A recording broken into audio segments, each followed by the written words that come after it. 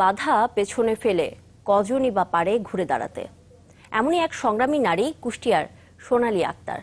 হস্তশিল্পের কারুকাজ দিয়ে শুধু নিজেই নয়, স্বাবলম্বী করে তুলেছেন সহস্রাধিক নারীকেও। এই সাফল্য নারী সমাজের জন্য অনুপ্রেরণা। শরীফ বিশ্বাসের তথ্য ও এসআই সুমনের ছবিতে ডেস্ক রিপোর্ট।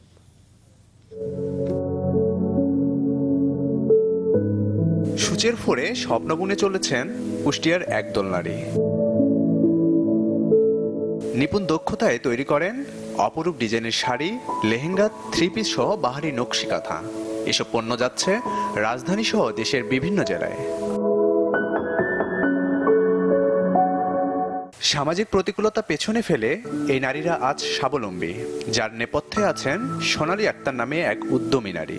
সবকিছুই তো এমনি এমনি হয় না, এর মানে পিছনে রয়েছে হলো পরিশ্রম। নারীরা প্রথমেই যে আমার বাড়িতে এসে কাজটি করবে তা আসেনি, আমার তাদের বাড়িতে বাড়িতে যাওয়া লাগছে, তাদের কাছে কাছে তাদেরকে বোঝাইছি। যখন আমি বলেছি যে আমি তোমাদের সাপ্তাহিক একটা টাকা দেবো, তখন তারা টাকাটার কথা শুনে কাজটি শেখার প্রতি আগ্রহ হয়। 2004 সালে মাত্র 20,000 টাকায় এ স্বপ্নযাত্রা শুরু করেছিলেন সোনালী। এখন তার মূলধন দাঁড়িয়েছে প্রায় 2 কোটি টাকায়। তার সাথে কাজ করছেন প্রায় 15 নারী। এই কাজটা করে আমি লেখাপড়ার দিক থেকে অনেক এগিয়ে, কারণ আমি লেখাপড়া টোটালি মাস্টার্সে পড়ছি। আমি এই থ্রি পিস হয়, বিয়ের ওড়না হয়, পাটি শাড়ি হয়, তবে এই কাজটা করে আমি খুব স্বাবলম্বী হয়েছি। তার এই সাফল্যের শ্রেষ্ঠ জয়িতা সহ জুটেছে নানা সম্মাননা।